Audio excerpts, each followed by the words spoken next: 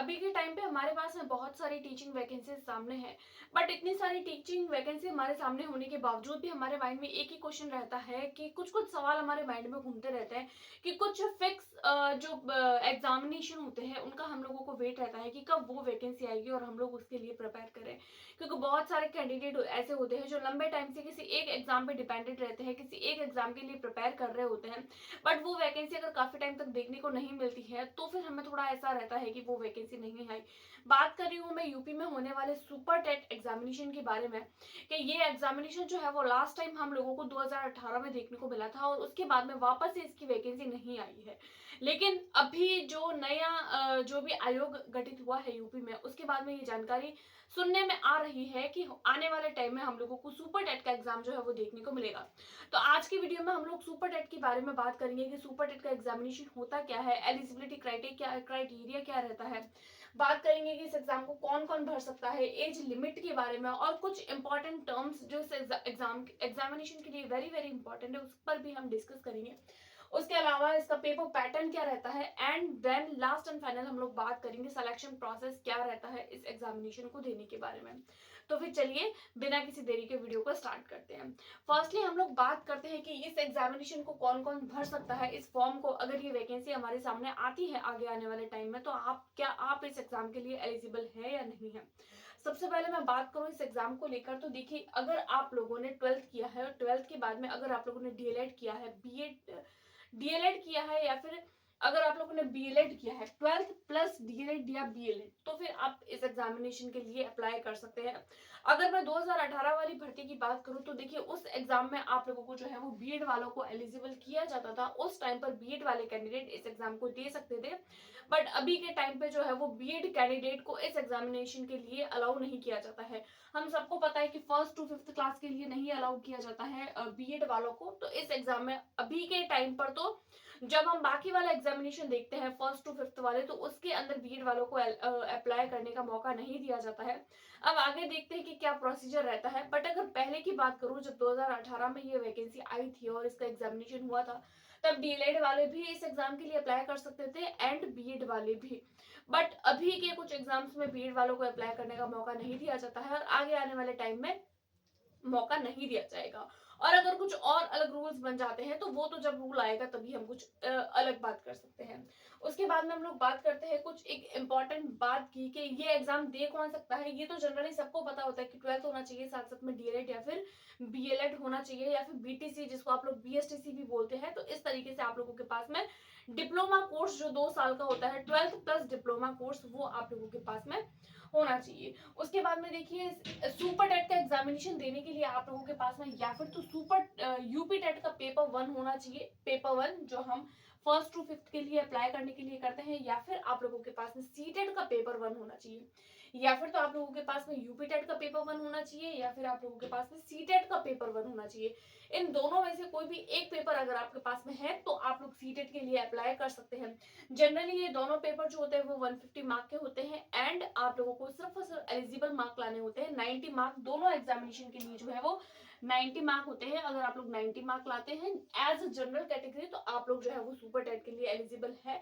और अगर आप लोग किसी कैटेगरी से है तो फिर आप लोगों को अगेन से कैटेगराइज किया जाता है, like SC ST OBC category से होते हैं तो हम लोगों को 82 मार्क लाने होते हैं। वो हमारी कैटेगरी के हिसाब से होते हैं, बट जनरल जो कैंडिडेट होता है उसके लिए 90 मार्क हम लोगों को लाने होते हैं। हम लोग बात करेंगे इस एग्जामिनेशन के देने के लिए आप लोगों की एज लिमिट क्या होनी चाहिए। तो देखिए यहाँ पर मिनिमम जो एज लिमिट है वो 21 रखी गई है, यानी कि 21 से अगर आप लोग कम है तो फिर आप इस एग्जामिनेशन को नहीं दे सकते हैं। 21 अप है तो फिर आप इस एग्जामिनेशन के लिए अप्लाई कर सकते हैं। मैक्सिमम जो एज है वो आप लोगों के लिए 40 ईयर रखी गई है, 40 साल तक। अगर आप लोग जनरल कैटेगरी से हैं तो आप लोग 40 साल के हैं तो आप इस एग्जाम के लिए अप्लाई कर सकते हैं। और कैटेगरी वाइज अलग से जो है वो कुछ कुछ एज जो है वो कंसेक्शन किए गए हैं। किस तरीके से, लाइक जैसे कि अगर आप लोग SC ST and OBC category से बिलोंग करते हैं तो आप लोगों को 5 साल का जो है वो कंसेक्शन दिया जाता है। जैसे कि 40 ईयर जो है वो जनरल कैटेगरी के लिए और 5 साल आप लोगों को एक्स्ट्रा, यानी कि अगर आप लोग SC ST and OBC category से है तो आप लोगों को 45 ईयर तक आप लोग अप्लाई कर सकते हैं। एंड अगर आप डिसेबल्ड है यानी कि तो फिर आप लोगों को, डिसेबल्ड का मतलब होता है अगर आप लोग दिव्यांग है तो आप लोगों को 15 सालों की छूट दी जाती है इस सुपर टेट एग्जामिनेशन के लिए। तो ये कुछ कुछ जनरल बातें हो गई इस एग्जाम को लेकर। अब हम लोग बात करते हैं पेपर पैटर्न को लेकर के। इस एग्जाम का पेपर का पैटर्न क्या रहता है? देखिए 150 मार्क का ये जो एग्जामिनेशन रहता है वो होता है, और 2 and 30 आवर्स यानी कि 2.5 घंटे का आप लोगों को टाइम दिया जाता है, यानी कि एक क्वेश्चन और 1 मिनट। तो इस तरीके से पेपर पैटर्न रहता है। लास्ट टाइम जब ये एग्जाम हुआ तो ये ऑफलाइन मोड पर हुआ था, यानी पेपर पेंसिल बेस्ड हुआ था, जिसमें हम लोग ओएमआर शीट पढ़ते हैं, बबल्स भरते हैं, हमारे सामने क्वेश्चंस होते हैं एंड ओएमआर शीट होती है, और उसके अंदर हम लोगों को आंसर्स भरने होते हैं, राइट। तो ये कुछ कुछ बातें थी कि पिछले बार जो ये एग्जाम जो था वो हम लोगों को ऑफलाइन मोड में देखने को मिला था, बट आगे आने वाले टाइम में हो सकता है कि ये एग्जाम ऑनलाइन हो, बट अभी तक चांस है कि ये एग्जाम जो है वो आप लोगों को ऑफलाइन मोड में ही देखने को मिलेगा। ऑनलाइन होने के चांसेस नहीं रहते हैं, बट कुछ कुछ चेंजेस होने के चांसेस हैं। अब वो तो जब नोटिफिकेशन आएगा तब हम कुछ स्पेशल क्लैरिफाई कर सकते हैं इन बातों को लेकर।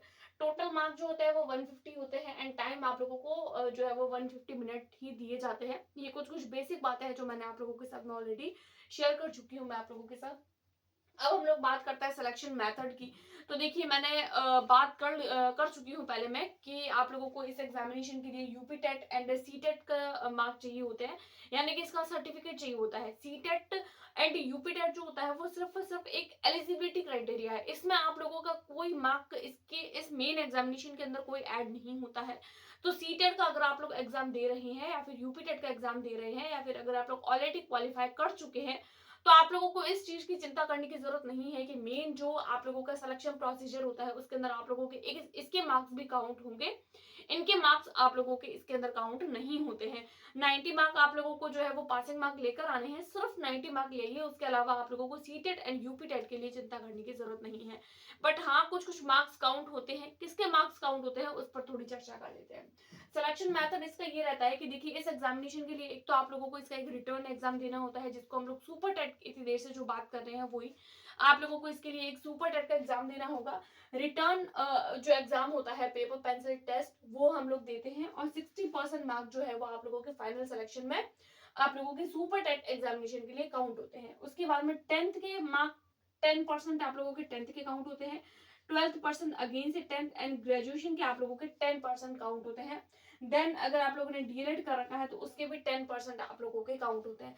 तो इस तरीके से यहाँ पर 60% ये 10 10 10 10 इस तरीके से ये हो गए आप लोगों के 40%, एंड ये हो गए आप लोगों के 60%। तो इस तरीके से कुल मिलाकर आप लोगों का 100% मार्क जो है वो बन जाते हैं। तो ये इसका कुछ सिलेक्शन प्रोसीजर रहता है, और आने वाले टाइम में ये वैकेंसी कब आएगी इसके बारे में अभी तक तो कुछ नहीं कहा जा सकता, बट सूत्रों के मुताबिक हम लोग कुछ इस तरीके से बात कर सकते हैं कि आने वाले टाइम में हम लोगों को यूपी में एक बहुत बड़ी भर्ती फिर से देखने को मिलेगी, क्योंकि बीपीएससी टीआरई 3.0 2.0 और उसके बाद में बीपीएससी टीआरई 4.0 जो एग्जामिनेशन होने वाला है सितंबर अक्टूबर में, पहले अगस्त में होने वाला था, बट आगे आने वाले टाइम में उसको जो है वो उसको भी आगे खिसका दिया गया है, क्योंकि टीआरई 3.0 जो है उसमें भी कुछ मिस्टेक्स होने की वजह से, पेपर आउट होने की वजह से, और कुछ कुछ ऐसी जो है वो न्यूज फैल जाने की वजह से बीपीएससी टीआरई 3.0 को भी जो है वो अगेन से करवाने की बात हो रही है। तो फिर 4 जो है वो तो आगे खिसकना पॉसिबल है ही। तो वो एग्जाम आगे हो जाएगा, और सुपर टेट का एग्जाम जो है वो 2018 में हुआ था, 2017-18 में के बाद में वापस से ये एग्जामिनेशन नहीं हुआ है। तो बहुत ज्यादा चांसेस हैं इस बार ये एग्जामिनेशन होने की। अगर आप लोग इन सारे क्राइटेरियाज को हिट कर रहे हैं तो ऑब्वियसली आप लोगों को ये फॉर्म भरना चाहिए, क्योंकि बिहार में बार बार आप लोगों को जो है वो वैकेंसीज देखने को मिल रही है, तो चांसेस है कि आप लोगों को सुपर टेट की वैकेंसी भी देखने को मिलेगी। आई होप आप लोगों को ये छोटी सी मेरी जो इन्फॉर्मेशन है वो पसंद आई होगी। अगर पसंद आई तो प्लीज चैनल को सब्सक्राइब करें, अपने दोस्तों के साथ में शेयर करें, वीडियो को ज्यादा से ज्यादा लाइक करें। Thanks for watching.